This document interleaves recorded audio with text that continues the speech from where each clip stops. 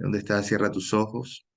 Santísimo Dios, te damos gracias, Padre, por esta mañana especial que nos has regalado. Gracias por cada persona congregada en la iglesia, casa de consolación.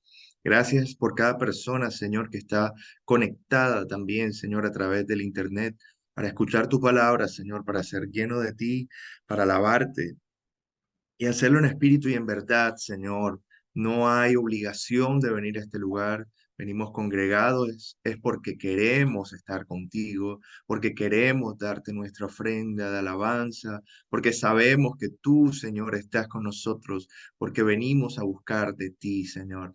Te pedimos en el nombre de Jesús que nos hables a nuestros corazones, que limpies nuestros pecados, que nos perdones, Señor, si te hemos fallado y levantes nuestras vidas. Levanta a cada persona, Señor, que está ahí en ese lugar, Señor, llenándolos de tu presencia, de tu poder, enseñándoles que tú eres poderoso y que estás con ellos. En el nombre de Jesús te damos gracias, Señor. Amén y amén. Amén. La enseñanza de hoy lleva por título Reconociendo lo extraordinario de Dios. Reconociendo lo extraordinario de Dios. Vamos a leer en el libro de Marcos, capítulo 9, versículo 2 al 13. Marcos capítulo 9, versículos del 2 al 13. Voy a leer para ustedes. Dice, 6 días después, Jesús tomó a Pedro, a Jacobo y a Juan, y los llevó aparte solos a un monte alto, y se transfiguró delante de ellos. Y sus vestidos se volvieron resplandecientes, muy blancos como la nieve, tanto que ningún lavador en la tierra los puede hacer tan blancos. Y les apareció Elías con Moisés que hablaban con Jesús. Entonces Pedro dijo a Jesús, Maestro bueno, es para nosotros que estemos aquí y hagamos 3 enramadas, una para ti, otra para, una para ti, otra para Moisés y otra para Elías, porque no sabía lo que hablaba, pues estaban espantados. Entonces vino una nube que les hizo sombra, y desde la nube una voz que decía, Este es mi Hijo amado, a él oí. Y luego, cuando miraron, no vieron más a nadie consigo, sino a Jesús. Y descendiendo ellos del monte, les mandó que a nadie dijesen lo que habían visto, sino cuando el Hijo del Hombre hubiese resucitado de los muertos. Y guardaron la palabra entre sí, discutiendo qué sería aquello de resucitar de los muertos. Y le preguntaron diciendo, ¿por qué dicen los escribas que es necesario que Elías venga primero? Respondiendo él les dijo, Elías, a la verdad, vendrá primero y restaurará todas las cosas. Y cómo está escrito del Hijo del Hombre que padezca mucho y sea tenido en nada. Pero os digo que Elías ya vino y le hicieron todo lo que quisieron, como está escrito de él. Amén. La transfiguración lleva por título este corto texto en la palabra del Señor. En diferentes versiones de la Biblia también tiene, digamos, una titulación un tanto distinta. Sin embargo, ese es el nombre que se le dio a este acontecimiento, la transfiguración. Y fue un momento extraordinario, fue un momento fuera de lo común, un momento en donde Jesucristo muestra su deidad a 3 de sus discípulos, Pedro, Jacobo y a Juan, y los lleva a un lugar que pareciera común para muchas personas, los lleva a un monte, pero los lleva aparte, los llama individualmente, los llama a un tiempo de intimidad, los llama a que reconozcan su poder, su presencia, su señorío y que a que entendieran que en medio de las circunstancias que estaban viviendo y a pesar de lo que estaba sucediendo, Él era extraordinario. Amén. Y el Señor Jesús, antes de estas circunstancias, había actuado y había dicho de ciertas maneras intentando revelar a sus discípulos y también al pueblo de Israel que él era el Mesías y que él era hijo de Dios y por lo tanto Dios. Si vemos en Marcos capítulo 9, el texto anterior, el capítulo anterior, encontramos varios acontecimientos también extraordinarios. Encontramos acontecimientos a través de los cuales el Señor Jesús manifiesta su poderío, su gloria, pero lo hace a través de la oración creyendo por fe y Dios responde.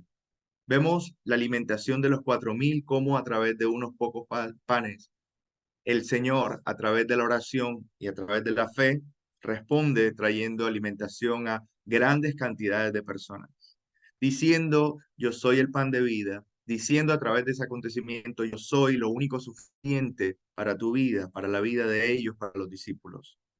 Y luego también vemos en el versículo 11 y el versículo 13, al versículo 13 del capítulo 8, cómo los escribas y los fariseos, a pesar de todas las cosas que habían visto, endemoniados sanados, endemoniados liberados, enfermos sanados, multiplicación de los alimentos, a pesar de todas estas maravillas, seguían preguntándole por lo que ellos pensaban que era extraordinario, lo que ellos pensaban que era necesario que se mostrase para poder entonces, según su punto de vista, en verdad creer.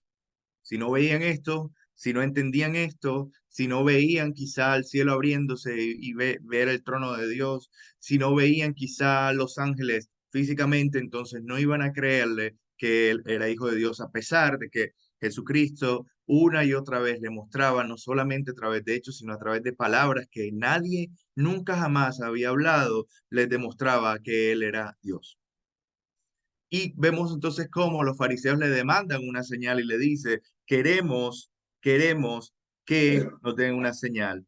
Dice en el versículo 11 del capítulo 8, vinieron entonces los fariseos y comenzaron a discutir con él pidiendo señal del cielo. Es decir, si tú en verdad eres el Mesías, muestra señal del cielo, a pesar de todo lo que veían, a pesar de cómo le seguían las multitudes, él siendo lleno del Espíritu Santo, a pesar de ver la gloria de Dios todos los días a través de su vida.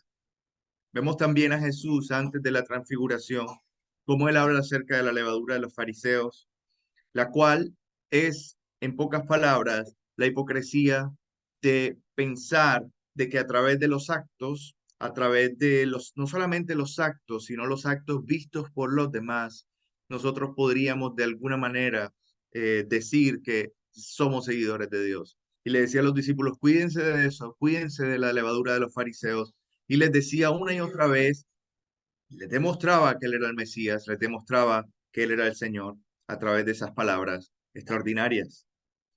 Luego también vemos cómo él sana a un ciego y lo hace de manera extraordinaria. Y vemos también cómo luego de estos acontecimientos, Pedro se habla con él y Jesucristo le pregunta, ¿quién dicen los hombres que soy yo? Y ahí Pedro confiesa lo que había estado creciendo y naciendo en su corazón, que era la convicción de que él sabía de que Jesucristo era el Mesías. Y dice el versículo 29 del capítulo 8 de Marcos, dice, entonces él les dijo, ¿y vosotros quién decís que soy? Respondiendo Pedro le dijo, tú eres el Cristo. Ahora entendamos algo, el hecho de que él dijera, tú eres el Cristo, no significaba que estuviera diciendo que entendía que era hijo de Dios o que era Dios. Sabía que era el Cristo, sabía que había sido llamado Jesús a que fuera el Mesías, sin embargo, eso no significaba que él era hijo de Dios o que era Dios, como Jesús se quería presentar a sus discípulos y a nosotros hoy. Y luego vemos también cómo Jesucristo, después de que Pedro le dice, tú eres el Mesías, le dice a sus discípulos, también ratificando el hecho de que al hablar con Pedro, Jesús no quería solamente que Pedro entendiera que él había venido como un Mesías físico terrenal para liberar a Israel terrenalmente, sino que había algo detrás porque iba a morir. Y si iba a morir significaba que él no iba a hacer lo que Pedro y algunos de sus discípulos y seguidores pensaban que iba a hacer, que era reconquistar el poderío físico y terrenal de Israel por sobre Roma y todos sus perseguidores. No lo iba a hacer en este tiempo de manera física. Y Jesús les decía desde el capítulo 30, del versículo 31 al versículo 38, les decía, es necesario al Hijo del Hombre padecer mucho y ser desechado por los ancianos, por los principales y sacerdotes y por los escribas y ser muerto, pero después decía y resucitar después de 3 días. Y les decía una y otra vez a través de sus actos, mis hermanos, a través de sus palabras, a través de su acompañamiento, a través de su poder, les decía, Yo he sido llamado por Dios, yo soy el Mesías, pero yo soy Dios con ustedes. Tremendo, porque Jesucristo lo manifestaba una y otra vez, pero había una realidad en la vida de sus discípulos y en la vida de sus seguidores, y es que a los suyos vino, mas los suyos no lo recibieron. Y es que los que le tenían cerca aún no entendían quién era él. Tremendo.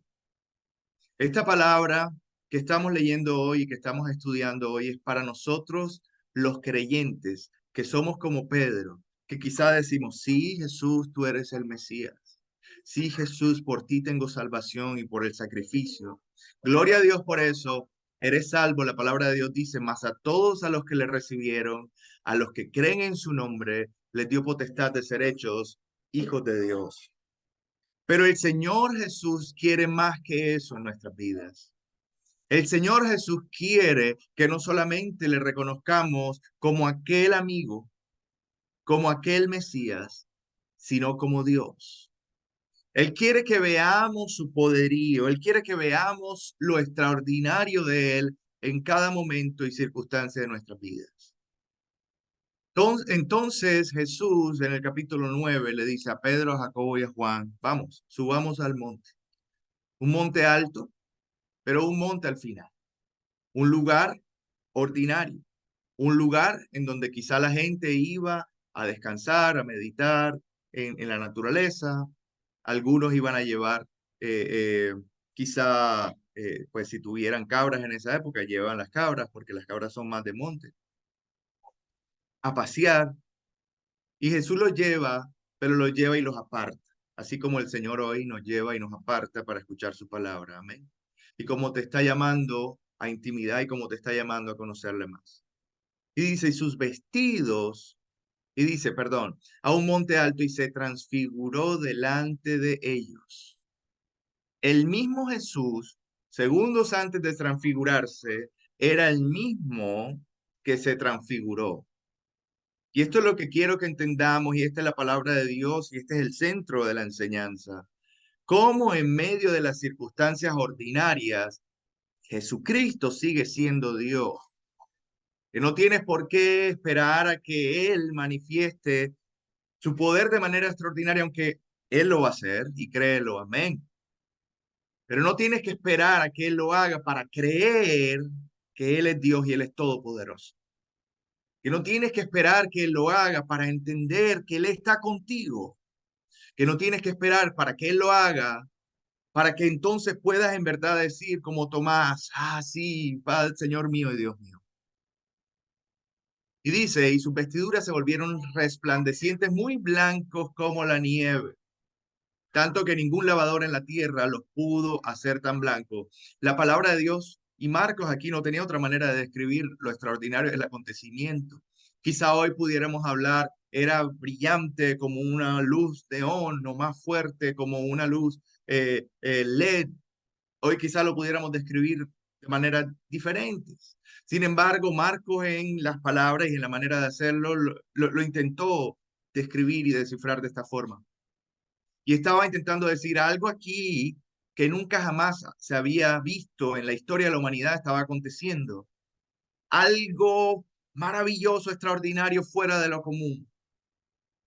A las personas que han visto conciertos, a veces los artistas les encanta ponerse vestidos brillantes, ¿verdad? Hay algo en el brillo que nos atrae. Sin embargo, Jesús lo estaba haciendo y estaba manifestando su poder y su santidad a través de lo blanco, aleluya, de esos vestidos. Estaba manifestando y revelándose tal cual él era a sus discípulos. La realidad de lo que él era, de lo que él había manifestado a través de sus palabras, sus hechos, sus actos, se estaba mostrando físicamente a sus discípulos. Y dice luego, y les apareció Elías con Moisés. Estamos hablando de algo fuera de lo común. Estamos hablando de un milagro, quizá el milagro que los fariseos antes le habían pedido. Se los mostró a sus íntimos, se los mostró a los suyos. Tremendo. Y Elías como Moisés se les presentan. De aquí hay muchas enseñanzas también, hay muchos estudios bíblicos. que hablan de cómo Elías y Moisés eran dos representaciones de hombres que caminaron por fe y que también fueron llevados por fe a el cielo. Muchas personas lo dicen. Y también habla de cómo Elías y Moisés quizá también estaban ahí para hablar de los tiempos y aún del fin de los tiempos, porque dice la palabra de Dios que Elías y Moisés volverán, dice la palabra del Señor en el Apocalipsis. Algunos lo dicen quizá de manera figurativa, otros lo dicen quizá de manera física, sin embargo está en la palabra del Señor. Y Elías y Moisés se aparecen, algo aún más extraordinario. Personas que no debieran estar ahí, empiezan a estar ahí y se mezcla lo espiritual con lo físico. Pero te quiero decir algo, nunca se ha dejado de mezclar lo espiritual con lo físico. Lo espiritual siempre ha estado ahí contigo. La palabra de Dios dice que el Espíritu Santo de Dios habita en nosotros y está en nosotros y nosotros somos templo del Espíritu Santo. Pero es que no entendemos lo que esto significa, porque no solamente de manera metafórica, es de manera real. Quizá no lo vemos con nuestros ojos, pero que si lo pudiéramos ver con nuestros ojos, quizá pudiéramos observar cómo ese mismo brillo, esa misma transfiguración, ese mismo poder está hoy habitando en nuestras vidas, porque es poder de Dios en nosotros. Y dice, entonces Pedro dijo a Jesús, Maestro, bueno es para nosotros que estemos aquí y hagamos tres enramadas, una para ti, otra para Moisés y otra para Elías. Una vez más, demostrando Pedro el desconocimiento de lo que estaba aconteciendo, no solamente en el momento, sino en su vida. El desconocimiento de Jesús, el desconocimiento y de la realidad de que Jesús estaba con él, el creador del universo, el Hijo de Dios, Dios hecho hombre, estaba con él. Y no lo entendía. Mi hermano, estás ahí escuchando, te quiero decir, Dios, el creador del universo, el Señor, está contigo. Y Dios hoy quiere que lo entiendas. Hoy quiere que tus ojos sean abiertos. Hoy quiere que le reconozcas de que no puedes decir estoy solo, Señor. De que no puedes decir me voy a llenar de tristeza o voy a darle oportunidad al estrés de que me llene. No puedes hacerlo. Dios está contigo. El Espíritu de Dios está en ti. Dios está contigo. Tremendo. No puedo darle esa libertad a mi vida, a mi mente, a mi carne, de poder decir, Dios no está conmigo, Dios no sabe lo que me está pasando, lo que estoy viviendo quizá no fue mandado por Dios, o cualquier locura que Satanás quiera poner en nuestra mente. Hoy el Señor quiere que recordemos que Él está con nosotros y Él es poderoso y Él está con nosotros como con poder y está resplandeciendo así como lo hizo en ese monte, lo está haciendo ahora en tu vida, lo está haciendo. Él está contigo. Pero uno de los engaños de Satanás, aparte de engañar al mundo diciéndole que Él no existe, es engañarte y decirte Dios no está contigo. Jesús estaba con ellos, el creador del universo, Dios Todopoderoso, estaba con ellos y no habían visto su gloria, no entendían quién era Él.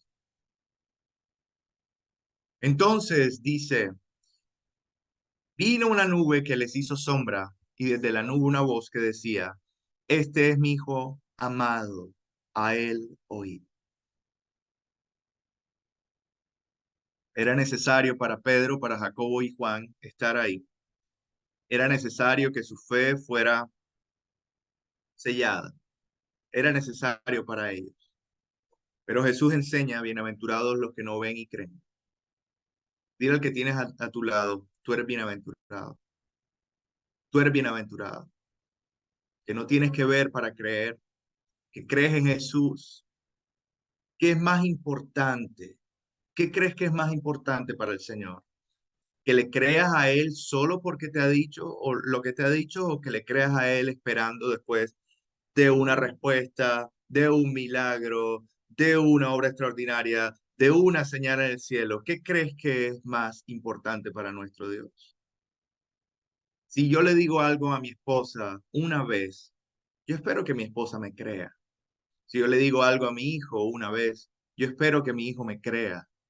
Y espero que mi hijo me crea y de esa manera demuestre que me estaba prestando atención, que creía lo que le estaba diciendo y que va a hacer lo que yo le digo así una sola vez que le haya dicho.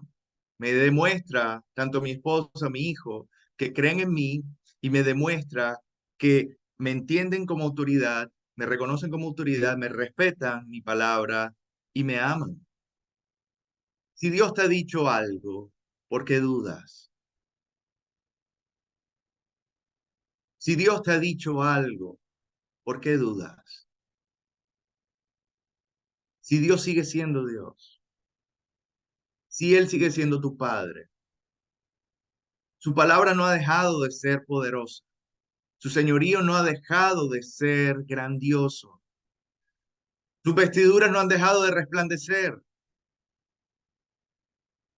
Él sigue estando contigo. ¿Por qué dudamos? Su palabra es real. Y si Él te habla hoy y te dice, yo estoy contigo, no es solamente de palabras, es más allá. Y seguramente verás la gloria de Dios, seguramente todo lo que hemos estado pidiendo en medio de la oración, lo veremos. La palabra de Dios dice, pedid y se os dará, buscad y hallaréis, llamad y se os abrirá. Dice, si un hijo le pide a un pan, un padre no le dará una piedra. El Señor escucha tu oración y va a responder. Sin embargo, ¿depende tu fe en la respuesta que el Señor te va a dar? ¿Depende tu fe de lo extraordinario de la respuesta? No debe ser así. El Señor sigue siendo Dios. Nuestro reconocimiento hacia Él, de lo grande que es Él, a pesar de las circunstancias, es lo que más le alaba. Qué hermoso es alabarle y exaltar su nombre, pero qué más hermoso es hacerlo constantemente con nuestra vida, con nuestros actos, con nuestra fe. Él conoce nuestro corazón y antes de que nuestra palabra salga, Él ya sabe si le creemos o no. Tremendo. Es decir, que Él sabe cuando tú le estás alabando en verdad, cuando le estás creyendo, cuando le estás diciendo que lo amas y lo estás haciendo de verdad. Gloria al Señor. Las poderosas manifestaciones de Dios frente a los hombres de fe fueron en su mayoría en momentos que ellos no esperaban, cuando no lo buscaban y en lugares poco convencionales, que quizá nadie tendría en cuenta. Pedro, Jacobo y Juan en un monte alto no estaban esperando que eso sucediera. ¿Quién lo iba a esperar? Nadie estaba esperando. Sin embargo, de un momento a otro sucedió. Moisés, después de 40 años en el desierto de servir como pastor, ve a lo lejos una zarza ardiendo que no se consumía en el desierto, en su desierto, en un momento en donde todo parecía normal, ordinario, y de repente ve una zarza que no se consume y como una voz sale de esa zarza y le llama. Lo extraordinario en lo ordinario. Elías, luego de haber huido y haber estado escondido en ese lugar, en esa cueva, Dios se le presenta y le recuerda que él era más poderoso que Jezabel y que cualquier perseguidor. Y Elías pensaba que Dios se le iba a presentar con un trueno, que se le iba a presentar con fuego, que se le iba a presentar de manera fuera de lo común. Sin embargo, la manera fuera de lo común que escogió Dios en ese momento fue un silbido apacible. Y se le presentó Dios y le habló. Y su fe fue restaurada. Pablo, perseguidor de la iglesia, quien era Saulo en esa época, estuvo enfrente de creyentes que habían visto a Jesús. Estuvo enfrente de creyentes que tenían y estaban llenos del Espíritu Santo. Sin embargo, eso no significó, no fue suficiente para que él creyera. Seguramente vio milagros, seguramente vio cosas extraordinarias y le decía, mira, aquí los seguidores de Jesús, mira lo que están haciendo. Seguramente alguien le decía, mira lo que están diciendo los seguidores de Jesús. Iba a esos lugares donde hablaban, predicaba y después mandaba a la gente para que los apresara. Saulo no tenía sus ojos despiertos, pero una vez cuando iba de camino nada más en su caballo, Jesús se le aparece en un momento ordinario.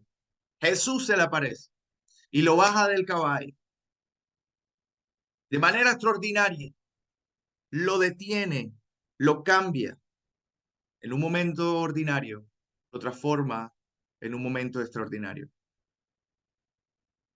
Y Saulo deja de ser Saulo y es transformado por Jesús y se convierte en Pablo. Jacob, otro hombre de fe. Jacob, después de haber salido de su casa, de la casa de sus padres, a buscar el propósito de Dios, y quizá él no lo entendía, pero había sido movido a que eso sucediera, huyendo de su hermano también para que no lo matara, llega a un lugar y en el lugar duerme y acomoda unas piedras como almohada y en medio del sueño ve a los ángeles que suben y bajan de una escalera y luego al fondo, a lo último, ve el trono de Dios y ve la imagen de Dios. En medio de una piedra, de lo común, de lo ordinario, ve algo extraordinario y dice, este era lugar en donde Dios estaba, yo no lo sabía. Mi hermano, Dios está en tu casa. Dios está en tu corazón. La palabra de Dios dice que nosotros somos templo de Dios. Somos templo del Espíritu Santo. Él está con nosotros. Él es nuestro Dios. Él está ahí y se manifiesta en tu vida hoy ya no a través de una zarza, hoy ya no a través de un silbido apacible quizá, hoy ya no te va a tumbar del caballo, aunque hay muchos testimonios. Hay testimonios de personas musulmanas que Jesús mismo se les aparece, porque en esos momentos no hay otra manera de predicarle. Nadie más le puede llegar, porque ellos mismos se han encargado de encerrarse para que nadie más le llegue, y aún así Jesús les llega, aleluya, y les habla. Pero Dios utiliza estos lugares y momentos ordinarios para mostrar lo extraordinario de su grandeza, no solo para decirnos, yo tengo el poder de cambiar estas situaciones y hacer algo maravilloso, un milagro, sino para decirnos, yo siempre he estado aquí y tú no te habías dado cuenta. Aleluya. Primera de Corintios, capítulo 1, versículo 27 al 28. Dice, sino que lo necio del mundo escogió Dios para avergonzar a los sabios, y lo vil del mundo escogió Dios para avergonzar a lo fuerte, y lo vil del mundo y lo menospreciado escogió Dios, y lo que no es para deshacer lo que es. El Señor, siendo congruente a su manera constante y continua de demostrar su gloria en vasijas de barro, presenta la manifestación de su poder una y otra vez en su palabra, al mostrarse a personas ordinarias en lugares ordinarios, más de maneras extraordinarias. Personas normales en momentos supuestamente normales, pero que el Señor hace extraordinario. Y ahí estamos tú y ahí estamos yo. Ahí estamos nosotros. Vasijas de barro. No, no vasijas de oro. Vasijas de barro. Vasijas que tienen que ser moldeadas, transformadas. Vasijas que se pueden quebrar. Aleluya. Pero en medio de nosotros y en nosotros el Señor se mueve y nos llena y nos transforma y nos usa para su gloria, para lo extraordinario de su poder, para mostrar la manifestación de su grandeza a los que no creen. Pero tú que crees, tú que sabes lo que eres, tú que entiendes que Dios te ha llamado, así como vasija a servirle, hoy es momento de decirle al Señor, Señor, reconozco que tú eres poderoso y que estás conmigo. Abre mis ojos para poder ver lo que está sucediendo en mi vida, en verdad. Que hay enfermedad quizás cerca de mí, que hay necesidad cerca de mí, bueno, no voy a preguntar por qué me pasa esto a mí, sino que te voy a dar la gloria a ti, Señor, porque a pesar de que esto está sucediendo, tú estás conmigo y todo lo que eso significa. Tú eres poderoso, tú eres Señor, tus vestidos siguen resplandeciendo, tu poder sigue manifestándose y tú me has dado salvación, que es lo más importante. No podemos menospreciar tan grande regalo. Y ese tan grande regalo es razón suficiente como para no dejar de alabarle todo el día, todos los días. El mensaje de esta enseñanza es sencillo, pero a la vez retador para nosotros. La pregunta para ti es, ¿te estás perdiendo del maestro? ¿Te estás perdiendo de quién es el maestro en verdad? Judas estuvo 3 años con él y se perdió del maestro. Le vio en todas sus facetas, menos en esta de la transfiguración, pero se perdió de la realidad de quién era Jesús. Pedro por poco se pierde de esa realidad. Le negó 3 veces al final y se arrepintió. Jesús le había dicho lo que iba a suceder, a pesar de que le había visto en la transfiguración, a pesar de que había visto todo, casi se pierde de esta maravilla. ¿Te estás perdiendo de lo que es Dios contigo, de lo que está haciendo en tu vida? El Señor te ha dado la oportunidad de conocerle en tu desierto, así como Moisés y así como Jacob. El Señor te ha presentado el llamado a encontrarle en lo secreto y escondido de tu cueva, así como Elías. El Señor te ha buscado aún en sus sueños, en tus sueños, cuando duermes sobre piedras para que le veas, cuando duermes sobre circunstancias difíciles, cuando hay necesidad en tu casa, cuando hay problemas, cuando hay angustia, ahí cuando te ha tocado dormir sobre piedra, ahí el Señor ha estado y te ha estado hablando. Y quizá ahora, hoy, te prepara y te llama para bajarte de ese caballo, quizá de un orgullo, quizá del pensamiento de que yo puedo gobernar mi propia vida y mostrarte su grandeza. Así como con estos hombres, el Señor nos está llamándonos, nos está diciendo, aquí he estado siempre, aquí estoy, ¿por qué dudas? Estoy contigo, aquí estoy.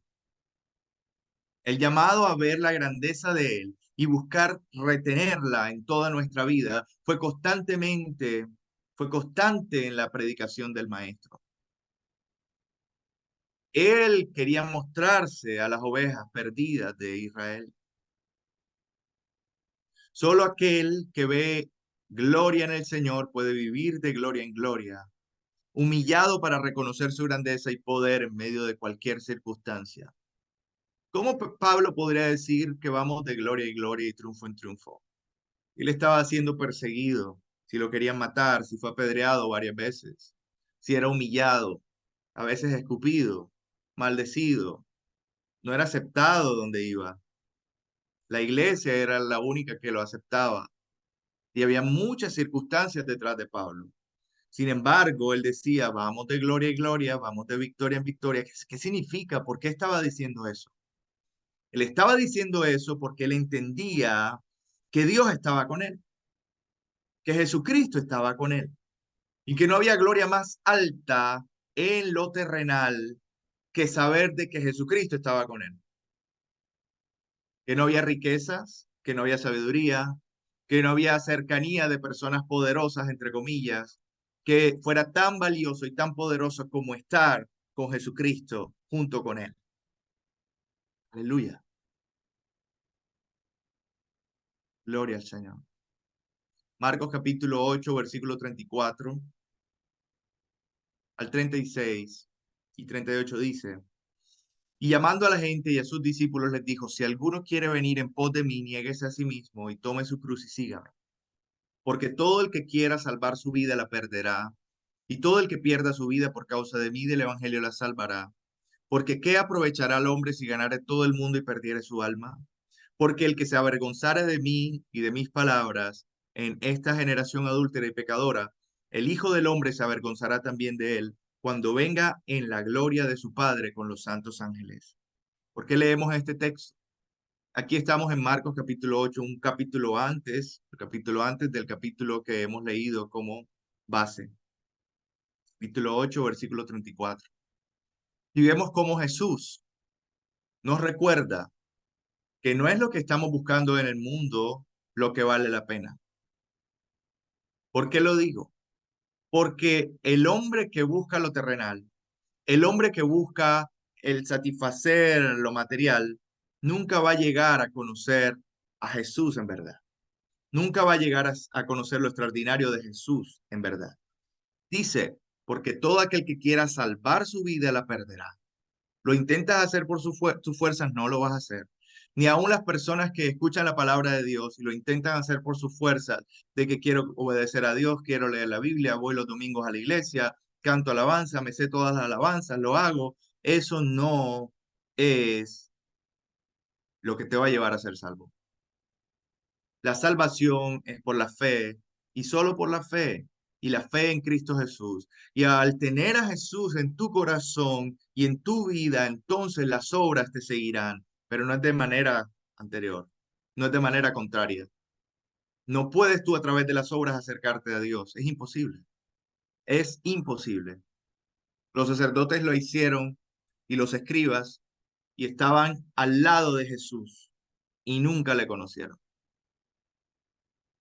Hoy Jesús te está diciendo, aquí estoy contigo, quiero que me conozcas y quiero que me busques a mí.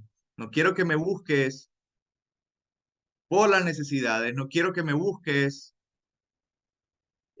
por una respuesta, no quiero que me busques de esa manera, quiero que me busques a mí. Y cuando le buscamos a Él, entonces entendemos que las añadiduras van a venir. Cuando le buscamos a Él, entendemos que el Señor tiene el control. Cuando le buscamos a Él primeramente, entendemos que Él es lo más importante. El que quiera salvar su vida la perderá y todo el que pierde su vida por causa de mí y del evangelio la salvará. Conocer a Jesús en verdad.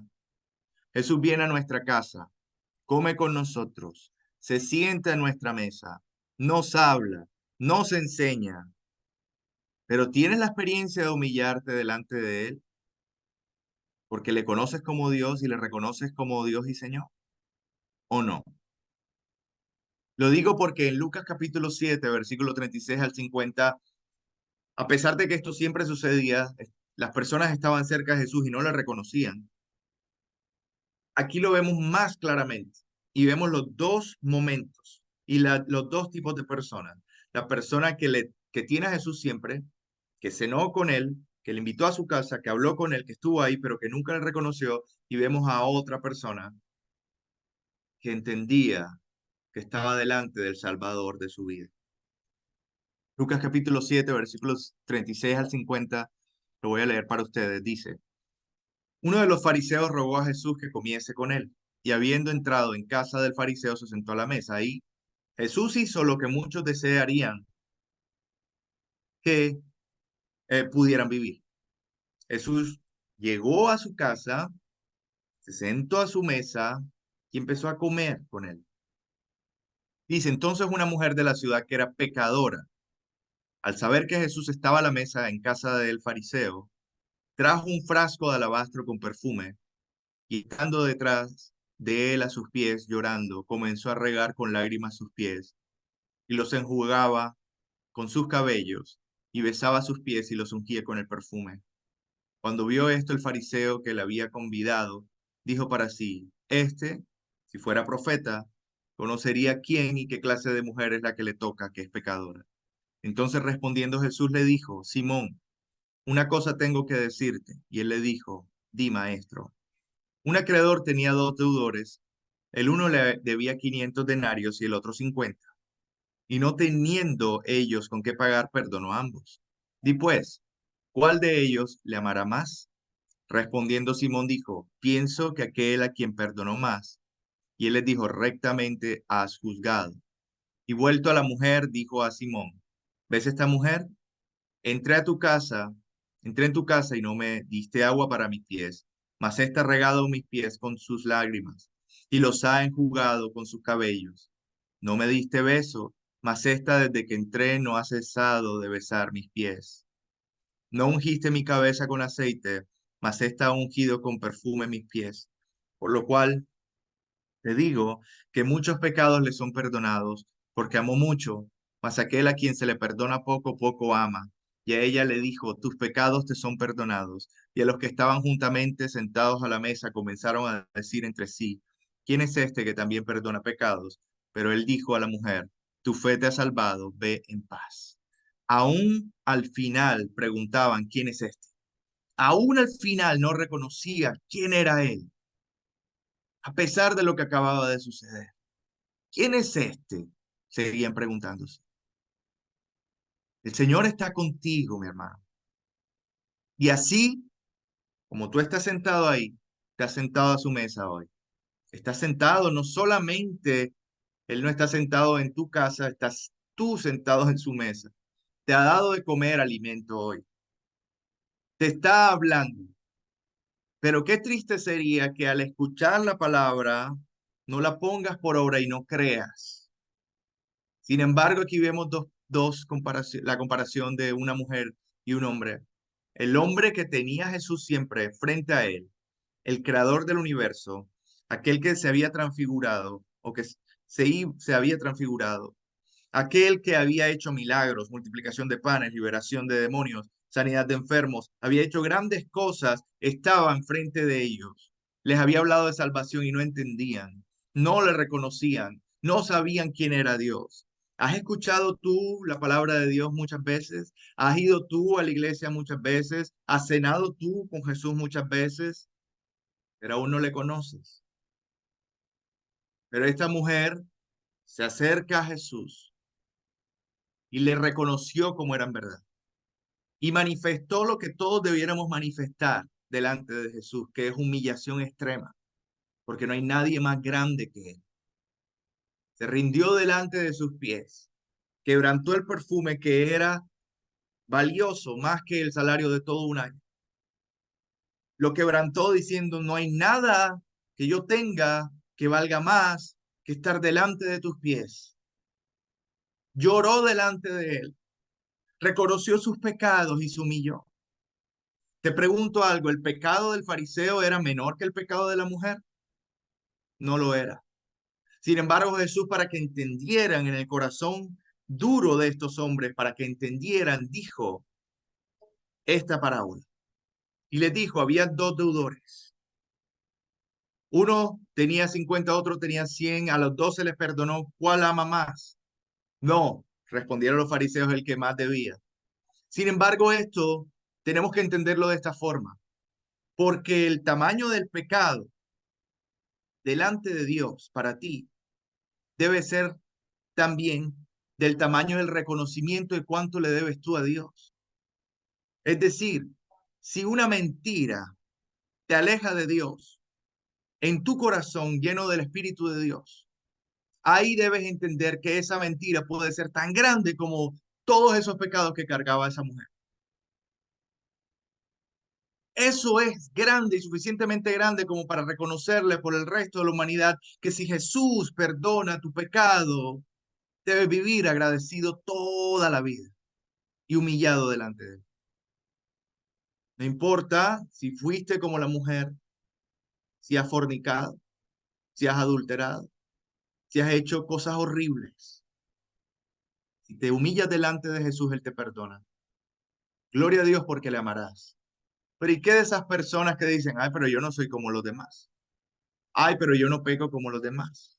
Ay, pero yo solamente he dicho esta mentira o solo he hecho esta pequeña cosa. No, mi hermano. Cuando le amas en verdad, cuando le reconoces en verdad, vas a amarle de tal manera que te humillarás como esa mujer, porque Él perdona tu pecado. Aleluya. Él perdona tu pecado. No sé cuántos están dormidos a esta palabra hoy, pero el Señor nos está hablando. Hoy es tiempo de despertar, abrir nuestros ojos y entender. ¿El Señor me ha perdonado a mí? ¿Qué tanto me ha perdonado a mí? Abrir nuestros ojos y entender que Jesús es poderoso, Aleluya. Y nos está llamando a santidad. Y debemos ser como aquella mujer, reconociéndolo aún, reconociendo lo extraordinario de Jesús en los momentos que aparentemente son ordinarios. Era una cena, era una comida, era un compartir normal. El fariseo con Jesús, pero la mujer vio el momento extraordinario. Y para ella ese momento de los pies de Jesús fue como Pedro, Jacobo y Juan cuando vieron a Jesús en la transfiguración. Ella le reconoció como Dios. Ella le adoró. Ella entendió a quién tenía delante. ¿Entendemos a quién tenemos adelante? ¿Entendemos a quién tenemos dentro de nosotros? ¿Vemos en verdad lo que Dios es con nosotros? Dios está constantemente mostrando su extraordinaria obra. Lo está haciendo constantemente. Espera que le creamos y seamos salvos, hijos suyos, solo por creer. El testimonio del ladrón, para finalizar, al lado de Jesús nos exhorta a eso. Nos habla y testifica en contra de nosotros, mis hermanos. No solo en contra de los que no creen, porque los que no creen quizá, una vez que escuchen la palabra del Señor, pueden ser salvos. Esta palabra es en contra de los que han escuchado constantemente la palabra de Dios. Aquellos que han sido expuestos constantemente a milagros. Aquellos que han sido expuestos constantemente a las cosas extraordinarias de Dios. Esta palabra es testimonio contra de nosotros, en contra de nosotros. Y es exhortación.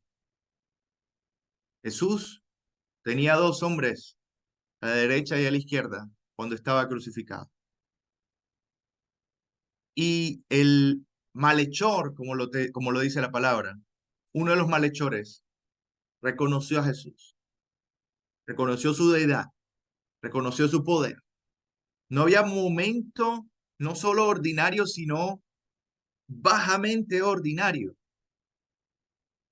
Estaba en la cruz, estaba por morir, estaba viendo el ladrón a Jesús crucificado, aquel que había dicho, yo soy hijo de Dios, aquel que había sanado enfermos, multiplicado los panes, los peces, calmado la tempestad, hecho cosas extraordinarias, ahora estaba crucificado. Estamos hablando desde lo material, desde lo que la gente estaba viendo. Y aún así, este hombre que estaba crucificado junto a Jesús, le reconoció como Dios, le reconoció como Señor en esa circunstancia, en un supuesto momento de pérdida, en la crucifixión del Maestro, a punto de morir el Maestro, y aún este hombre le cree y le adora. Lucas capítulo 23, versículo 39 al 43 dice, y uno de los malhechores que estaban colgados le injuriaba diciendo, si tú eres el Cristo, sálvate a ti mismo y a nosotros. Respondiendo el otro, le reprendió diciendo, ¿ni aún temes tú a Dios, estando en la misma condenación? Nosotros a la verdad justamente padecemos, porque recibimos lo que merecieron nuestros hechos. Mas este ningún mal hizo. Primero, reconoció la santidad de Jesús. Y dijo a Jesús, acuérdate de mí cuando vengas en tu reino. Segundo, reconoció el señorío, reconoció que era el Mesías, reconoció que era Dios.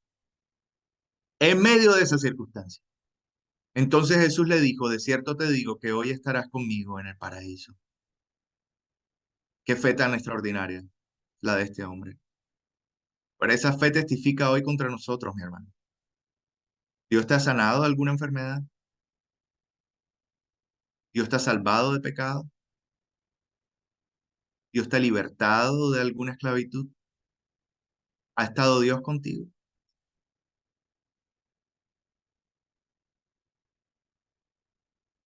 ¿Estás viendo lo extraordinario de Dios en tu vida hoy o estás perdiéndote del Maestro? Vamos a orar. Cierra tus ojos. Amantísimo Padre Celestial, te damos gracias por esta palabra que nos has dado.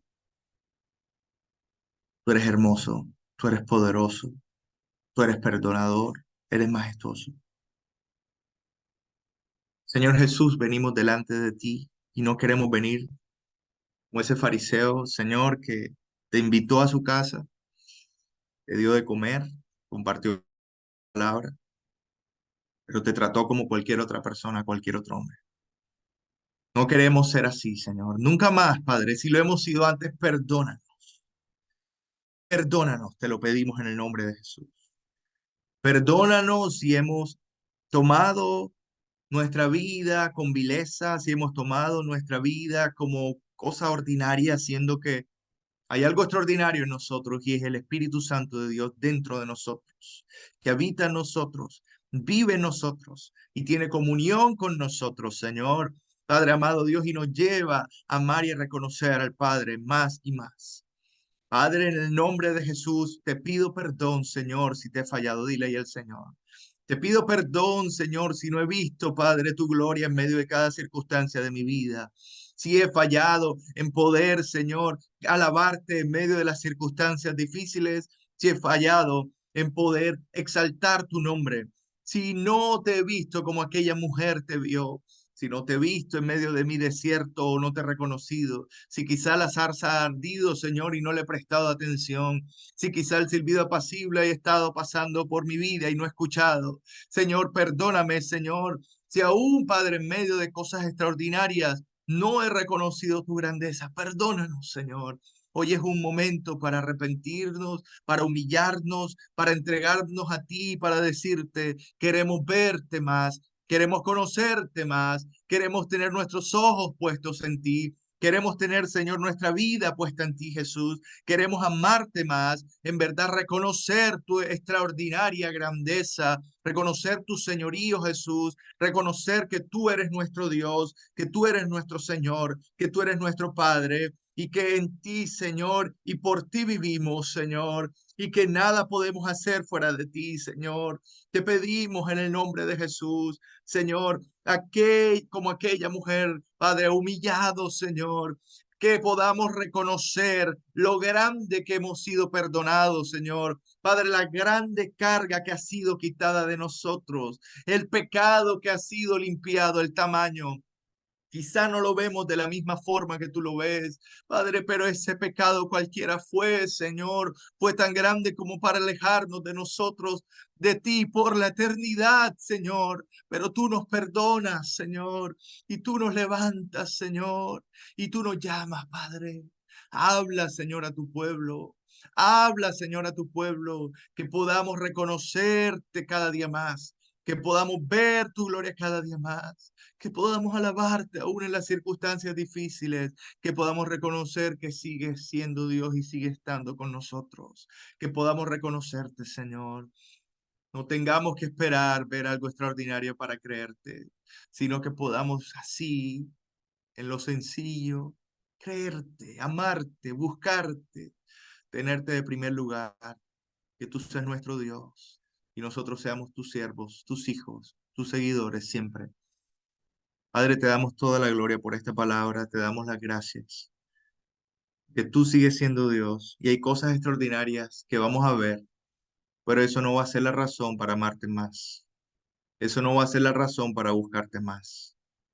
Te amamos, te buscaremos, porque tú eres Dios y ya estás con nosotros, Señor. Te damos gracias, Padre, en el nombre de Jesús. La gloria, la honra y la alabanza es para ti. Gracias por el privilegio de poder servirte, Señor, en el nombre de Jesús. Amén.